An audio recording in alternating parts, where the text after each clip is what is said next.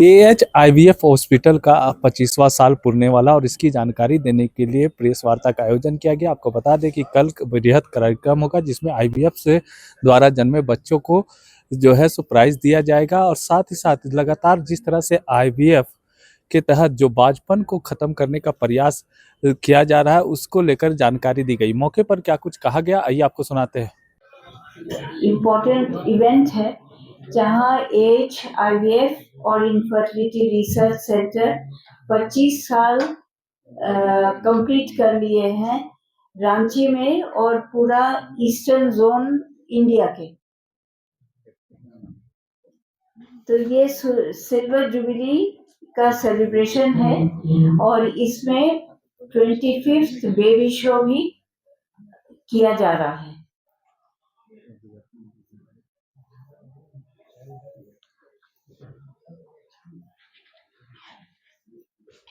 तो as IVF और infertility research centre ने चिकित्सा के क्षेत्र में 25 वर्ष की सेवा पूरी कर ली है। ये यात्रा 2001 में रांची में पूर्वी भारत के पहले आईवीएफ क्लिनिक की स्थापना के साथ शुरू हुई थी। रजत जयंती का सेलिब्रेशन 25th बेबी शो के माध्यम से मनाया जा रहा है, जो उसी शहर में आयोजित किया जा रहा है जहां केंद्र का कार्य शुरू हुआ था। पूर्वी भारत में जब बांझपन का इलाज उपलब्ध नहीं था, उस वक्त केंद्र का उद्देश्य नैतिक, सुलभ और वैज्ञानिक रूप से उन्नत प्रजनन एचआईवीएफ ने झारखंड, बिहार और पड़ोसी राज्यों के रोगियों को सहायता प्रदान की है।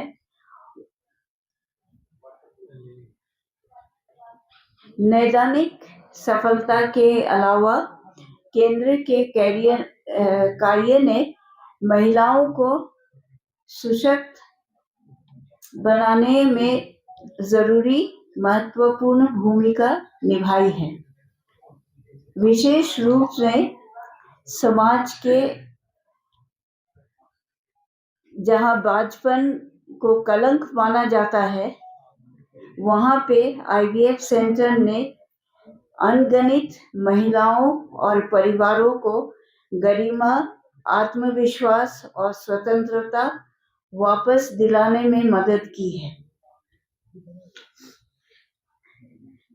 केंद्र ने झारखंड के आदिवासी आबादी में पुरुषों और महिलाओं दोनों में बांझपन का एक महत्वपूर्ण कारण बना हुआ था, जबकि मालन्यूट्रिशन, तंबाकू का सेवन और शराब का सेवन प्रजनन स्वास्थ्य पर प्रतिकूल प्रभाव डाल रहा है।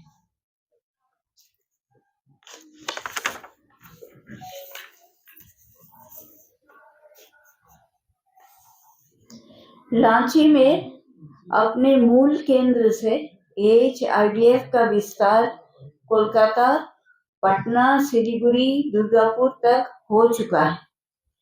सभी स्थानों पर केंद्र निरंतर देखभाल मॉडल का पालन करता है, जो काउंसलिंग से शुरू हो करके उपचार, गर्भावस्था और प्रसव तक रोगियों को सहायता प्रदान करता है।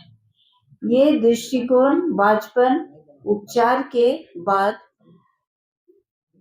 कुछ मैम, ये जो आपका आईवीएफ सेंटर कितने हैं और इस कितने कारगर और खर्च कितने हैं?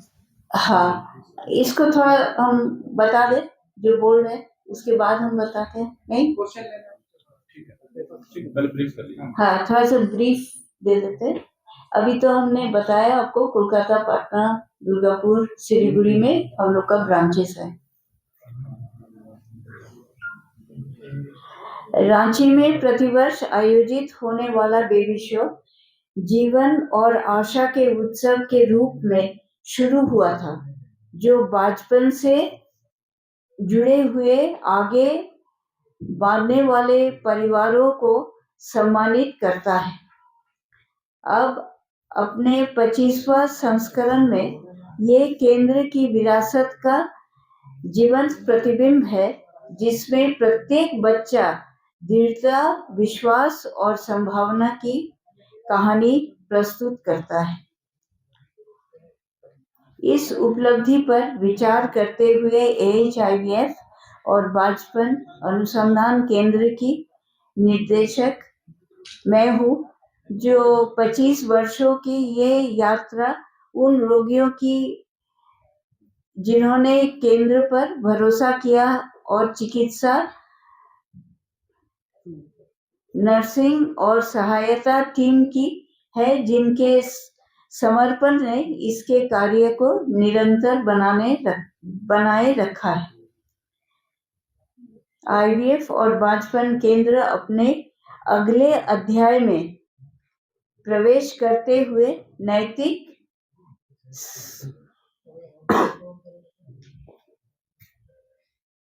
परिणाम प्रदान करती है, साथ ही कलंक को चुनौती देती है, महिलाओं को सशक्त बनाती है और पूर्वी भारत के परिवारों के लिए प्रजनन स्वास्थ्य में सुधार करती है।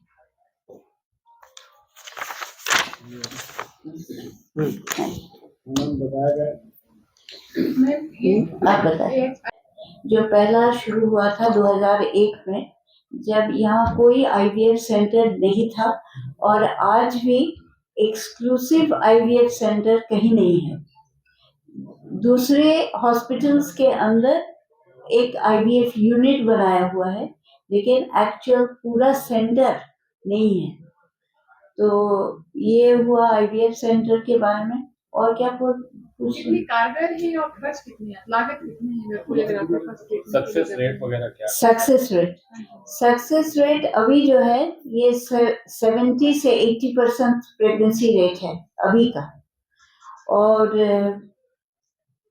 अभी बहुत ट्रीटमेंट जो है बहुत आगे बढ़ गया है पहले के हिसाब से, तो उसके बहुत डिफरेंट तरह से ट्रीटमेंट किया जाता है। जो पेशेंट किस तरह के पेशेंट है उसको समझ करके वो ट्रीटमेंट लागू किया जाता है, और उसी पर उसका खर्च भी डिपेंड करता है। तो खर्च बहुत एवरेज आप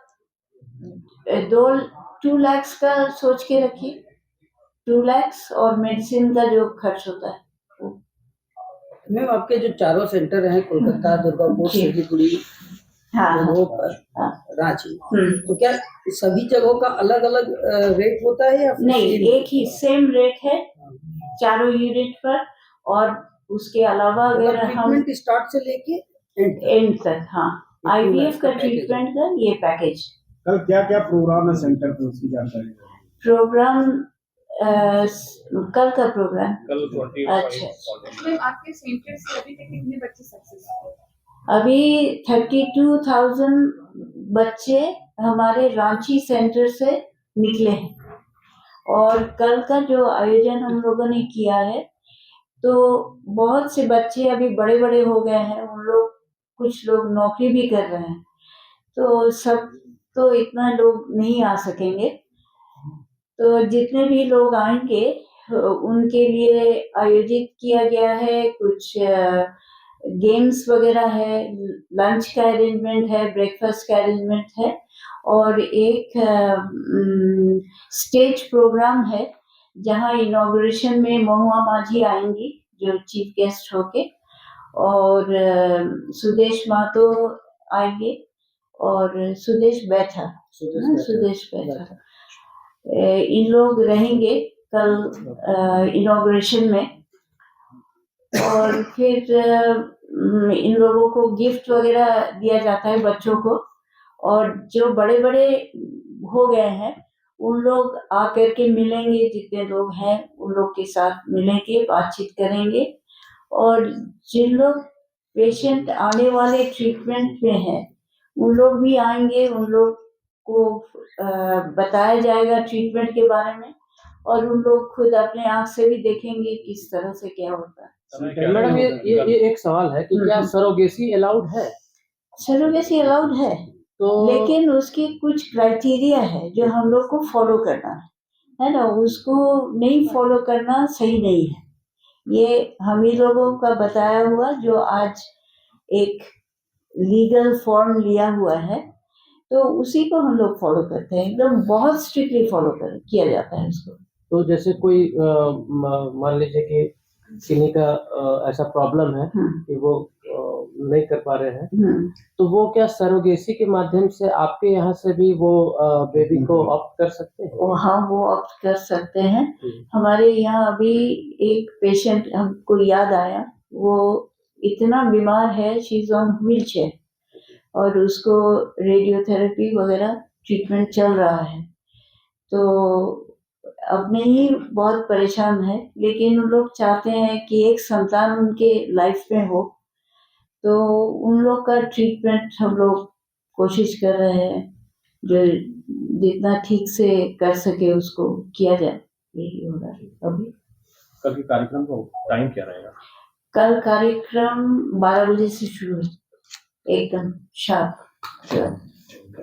ठीक है, थैंक यू। हमारे बच्चों के साथ कैम्ब्रिज से, हम तो डॉक्टर नहीं है, हमारे भाई और माँ की तरह, लेकिन ये जो काम जो हो रहा है हम लोग के लिए तो बहुत बहुत ही इम्पोर्टेंट है, बचपन से ही देख रहे हैं ये सब।